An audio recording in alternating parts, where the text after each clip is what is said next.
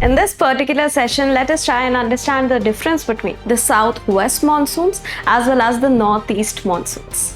The main reason for establishment of the southwest monsoons is during the summer seasons क्या होने लगता है, क्या है हमारे northeast monsoons. Let's take a look at that. Hello students and welcome to Sathi IAS. In this particular session, let us try and understand the difference between the southwest monsoons as well as the northeast monsoons.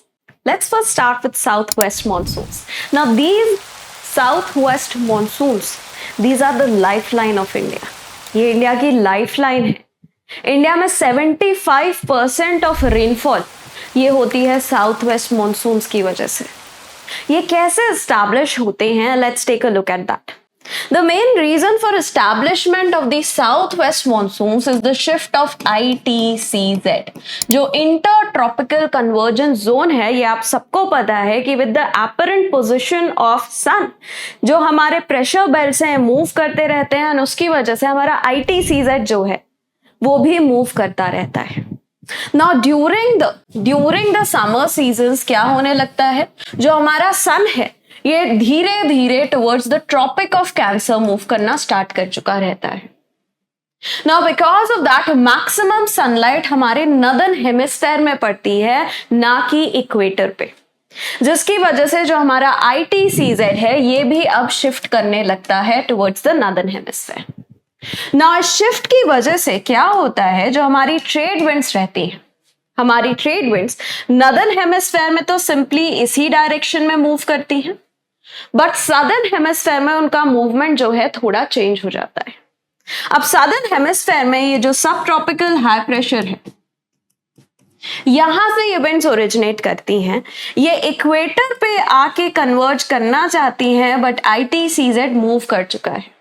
And because of that ये winds जो हैं instead of converging at equator, they wish to converge at the ITCZ और the lowest pressure region of the earth. So ये winds equator को पार करती हैं. As they cross the equator, इन पे अब जो कोरियोलिस फोर्स है वो instead of shifting towards the left direction, ये अब उन पे राइट डायरेक्शन का डिफ्लेक्शन कर रही है. And it is because of this reason ये ही हमारी जो साउथ ईस्ट ट्रेड विंड्स हैं ये कन्वर्ट हो जाती हैं into the south waste winds. And it is these southwest winds that bring rainfall to India in the form of southwest monsoonal winds. बहुत सारे factors हैं that affect the movement of these winds, the strength with which जो हमारी monsoonal winds हैं India के ऊपर आती हैं. बट बहुत सारे reasons हैं, उनके लिए एक separate वीडियो का भी हम बना लेंगे. बट अभी के लिए बस ये समझिए कि ये जो साउथ वेस्ट विंड्स हैं, ये जो साउथ वेस्ट विंड्स हैं जो इंडिया की तरफ आती हैं as the south west monsoonal winds, ये विंड्स बेसिकली ट्रेड विंड्स हैं जिनने डायरेक्शन चेंज कर ली because of the shift of the ITCZ. ना जो ईस्टर्न पार्ट है इंडिया का, वहां पे ये विंड्स ईस्टर्न डायरेक्शन से एंटर करती हैं. And because of that, in eastern parts of India, in states of Bihar, parts of Jharkhand, parts of UP, in winds को हम कहते हैं पुरबैयास. On the other hand, northeast monsoonal winds क्या हैं ये समझते हैं. जो हमारे states हैं of Tamil Nadu and coastal parts of Andhra Pradesh, वहां पे बारिश होती है because of the northeast monsoonal winds. Because of the presence of western ghats over here, जो तमिलनाडु स्टेट है does not experience much rainfall because of the southwest monsoonal winds. वहां पे बारिश होती है thanks to these northeast monsoons. अब क्या है हमारे northeast monsoons? Let's take a look at that.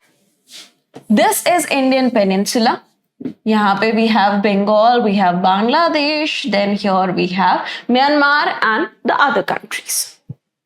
ये है Bay of Bengal.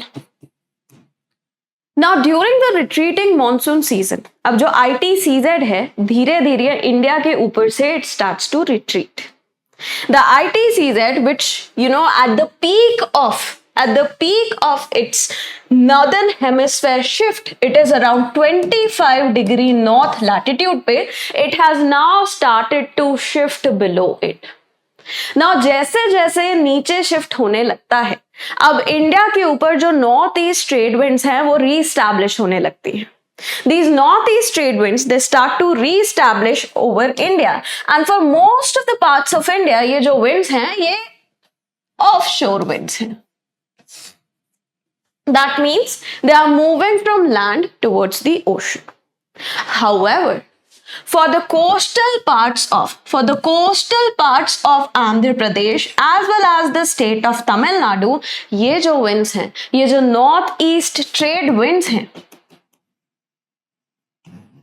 these are onshore winds.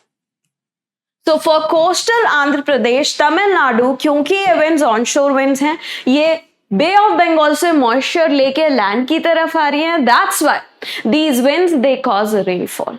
And ये जो नॉर्थ ईस्ट मॉनसूनल रेन्स होती हैं, ये होती हैं in the retreating monsoon season, at the end of the retreating monsoon season, as well as during the months of winter.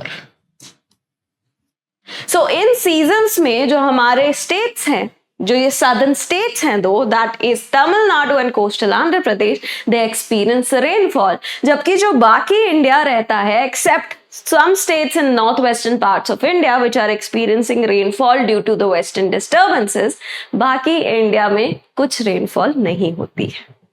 So that is all about the southwest and the northeast monsoons. I hope आपका ये जो confusion होगा regarding these monsoons, that is now clarified.